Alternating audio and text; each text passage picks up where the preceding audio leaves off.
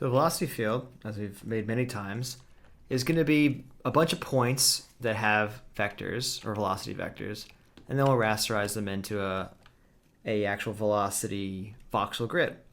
But first, we need those points.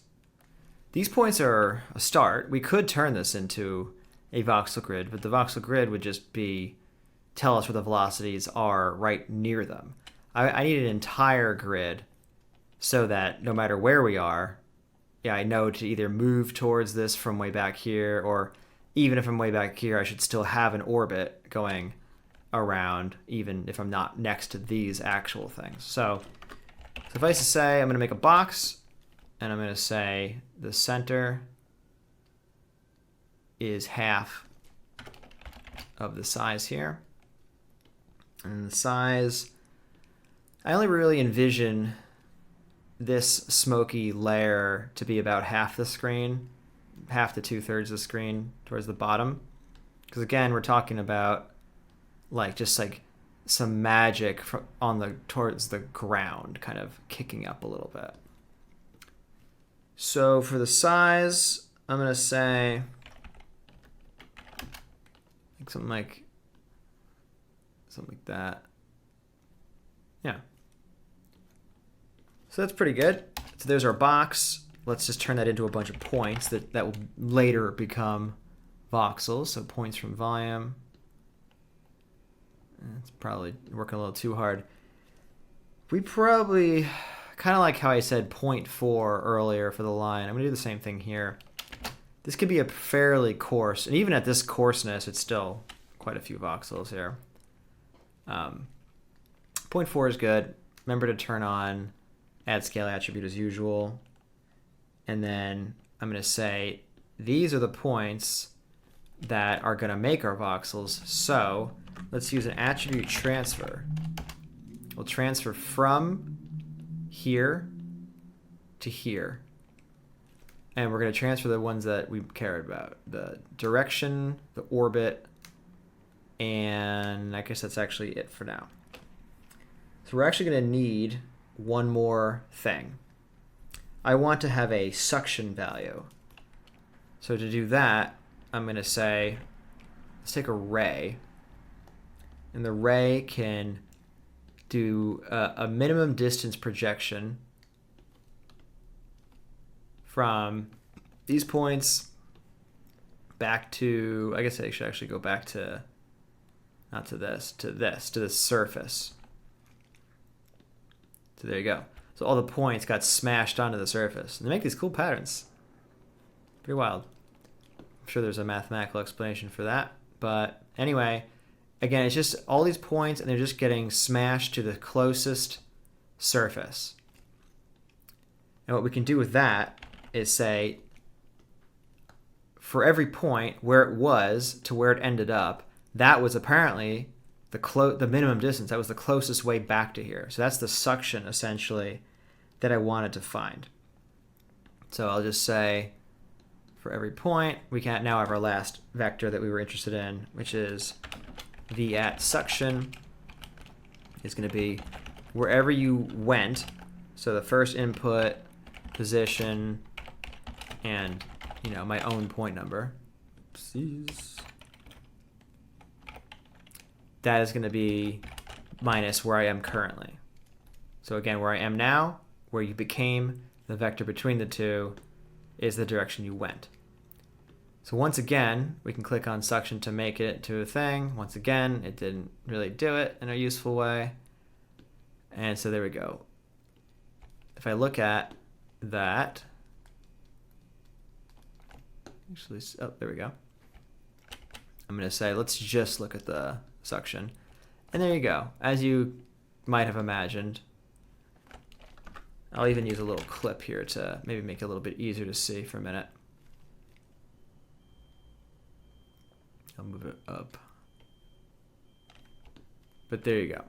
So you can see on the very first row of these, anyway, you can see we have a vector that's pointing to where that geometry is. Like so. We probably won't even do that much of a suction force, but we do have it now. So now we have these three things, direction, orbit, and suction, that we can use, and we can weight them however we want to form our final vector. So I'm going to say, we'll make yet another wrangler here, and we'll say our final velocity equals our orbit that we got. And I should actually show you real quick. I could use that clip again. I want to show you the other ones we have made, the other vectors, how they transferred over, I mean. So here's that first row. So the tangent, or rather the orbit, looks like this. It looks like an orbit. Thing is, it looks like we didn't quite get all the points. So it's a good thing we checked, because on the attribute transfer, we actually said only do it up to a distance of 10 away. So turn that off. Have it do it forever. So there you go. Now every point, it has averaged the closest orbit values near it. So we've got an orbit. We've got our direction, which is pointing up mostly, but you can still see it converging there a little bit. And the suction as we saw before. Awesome. We don't need that. Coming back to this, so as I was saying, let's basically weight those different vectors to create our final velocity field. So say orbit times some scale orbit, which again will be arbitrary. And we can do, white space and tabs and things don't matter. So we'd say direction, or I believe it was just direct times scale direct plus section times scale section. And that should do it. And then we might as well have some final scaling factor. We could just scale it when we bring it into the sim, but I like to do it here sometimes.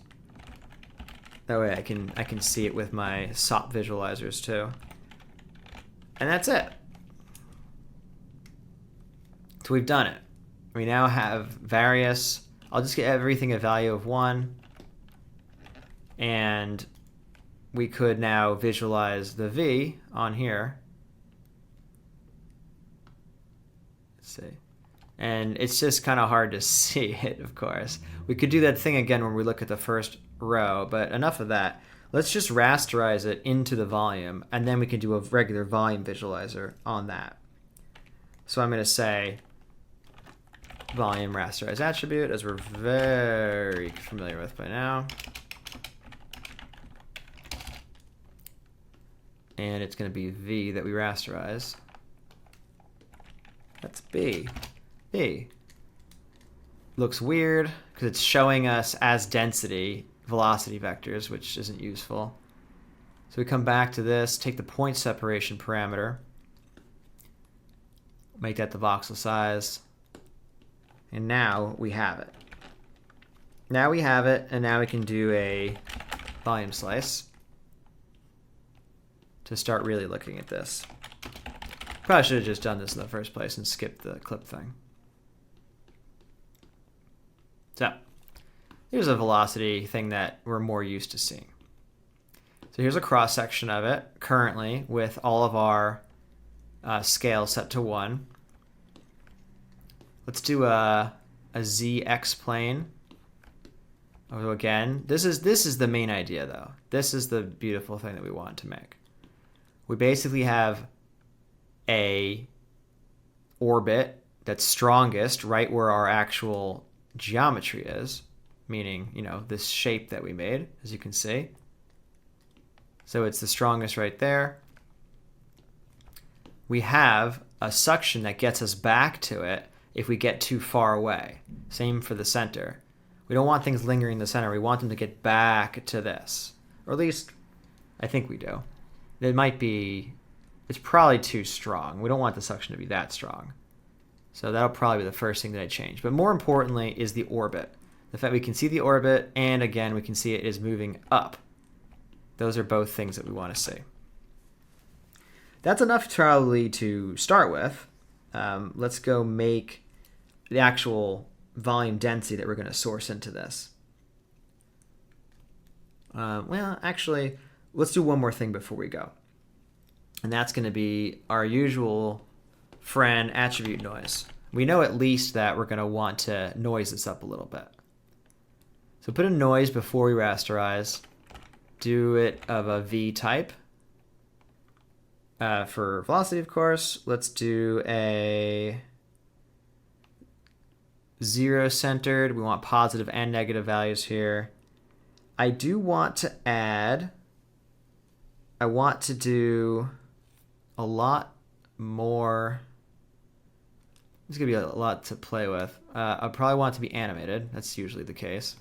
So now we can see if I start to scroll through it, we can see it's moving a little bit. I want it to have a much bigger effect, so I'm going to say like 10 times as much. So that's pretty cool. Probably too much though. The element size should be bigger, like so. Maybe even more. Could do. Probably need. Go back to our actual construction here. I'm going to make the actual underlying velocity field stronger. There we go. Because I still want it to be mostly going that direction. And as I said, we'll end up playing with this, but I think that's pretty good. We could also rough up our noise here. So I'll find the roughness. I think that's under fractal now. Keep changing this. So I'll make this quite rough. Did it do anything? Yeah, it did. And I guess we'll need to have more octaves to see it. More or less. It's moving a little too fast, probably. So I'll say, maybe I do want it to actually be really fast. In fact, maybe I want it to be even faster. Something like that. So again, it's pretty much the same thing. It's still mostly going in that direction, you know, noise off versus noise on. But now we'll add in some little bit of eddies here and there. I think that's pretty good.